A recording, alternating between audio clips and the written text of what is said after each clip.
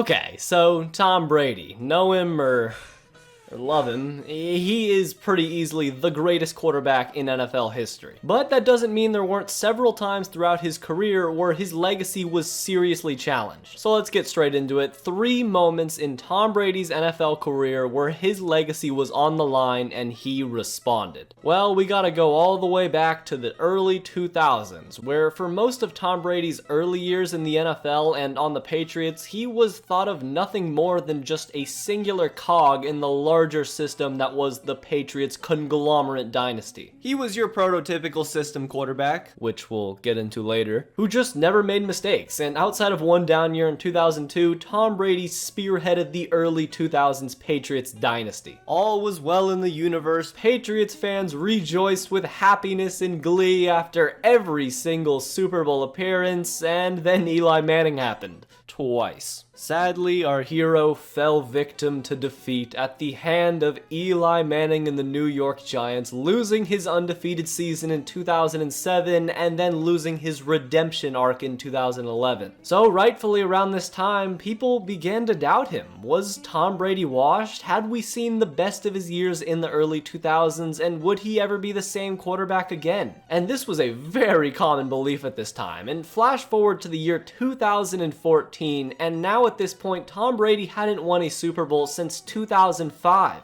But in 2014, Tom Brady won a Super Bowl against the Seattle Seahawks, but it was off of the worst play call in NFL history, so that wasn't going to be good enough for the critics. But let's go back one round before that Super Bowl and look at the AFC Championship game against the Indianapolis Colts, because that's where the beef really started cooking. In this game, there were heavy accusations after an interception thrown by the Patriots that the balls seemed to be a little bit more deflated than usual. And there is still a ton of speculation as to whether these balls were actually purposely deflated or not, and by the Patriots. But regardless, Indianapolis Colts fans were pissed when they ended up losing that game. And on whether he cheated or not, well, I gotta say, it gets hella sketchy. There are serious reports that say that Patriots ball boys took the balls in the bathroom for 2 minutes. I can't say that. They took the balls into the bathrooms for about 2 minutes and nobody really knows what they were doing in there. Also, Tom Brady's phone was mysteriously disposed of after he was being investigated officially. So, after this cyclone of allegations had passed by, going into the next season, coming off a Super Bowl, a Week 6 game emerged for Tom Brady. And in this Week 6 game, they would play against the Indianapolis Colts in Indy, giving Tom Brady a prime chance to prove to everyone that they could have won even without the deflated balls, to which Tom Brady still claims they were not deflated. So the hype going into this game was obviously massive. The salt from the Colts fans were just piling onto the field, and Tom Brady was dialed in from the beginning. He came into that stadium, looked around at all the fans and players, and was teeming with an insatiable bloodlust. The Patriots won the game 34-27, with Tom going 23 of 37 for 312 yards, 3 touchdowns, a pick, and a QBR of 104.8. And the pick wasn't even his fault at all, as after Julian Edelman's finger folded on him, he tipped the ball and the Colts got a pick 6 off of it. Don't worry, Tom. It wasn't your fault.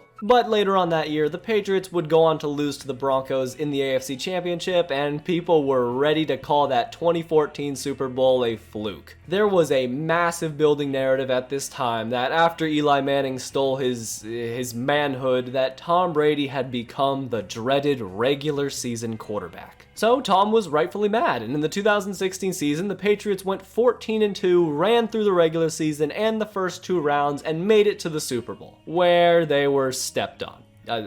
For most of the game, but yeah, they were stepped on. Everything, and I mean everything, was going wrong for the Patriots, while the Falcons were able to jump out to a big lead. And every single dead time in this game, the camera pointed straight at Tom Brady to show how frustrated he was. And this was the absolute peak of Tom Brady hate ever. Every single person was bashing Tom, saying he can't win without cheating. Look at him without all this talent on the roster. He can't do anything. He can't win outside the regular.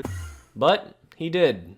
he came back. He was meticulous with every throw and did what GOATs do under pressure, lock in and rally the troops to get the job done. So with the greatest comeback in NFL history now under his belt, Tom Brady had now locked in the second part of the Patriots dynasty and asserted himself as the GOAT of quarterbacks. No questions asked. And hey, things just kept going well, as fast forward a few years later and Tom Brady wins another ring with the Patriots and everything is just great. Except for one thing. As mentioned earlier, the one string of his career that his haters had yet to let go was that he was a system quarterback. And I'm sure Tom heard this narrative and looked at his career resume and kind of just said, well, I don't really have anything else I should do, and the only way to do this now is to leave the hive, so I guess I'm out. Bye, Belichick. It was fun, and... Fine. I'll do it myself. So, Tom Brady, at the age of 43, left New England, his longtime home, to join the Tampa Bay Buccaneers. And this was a team that was long thought to just be one quarterback away from being great, but what's very often forgot about this Bucs team is they had a real rocky start to start the year. But later after their bye week, Tom Brady and the Bucs started really playing some great football and looked like they could compete for maybe a Super Bowl, but even that was still a stretch. And immediately, the playoffs didn't really go great. They were barely able to beat Taylor Heineke and the Washington Commanders, who were just happy to be there. And then they moved on to deal with Drew Brees' mummified remains barely off of an interception, and then beat the Packers with Tom Brady throwing 3 picks. So, yeah, they were in the Super Bowl, and it's safe to say a lot of people who didn't like Tom Brady were not too happy about it, and didn't feel like he deserved to be there. So this is just the story of Tom Brady and every great athlete's career. No matter how many great things you do, no matter how many times you climb that mountain, there's gonna be people that want to push you right back down. And Tom Brady was ready to silence the doubters one more time. Just like how he had done so many times in his career before. For 22 consecutive years,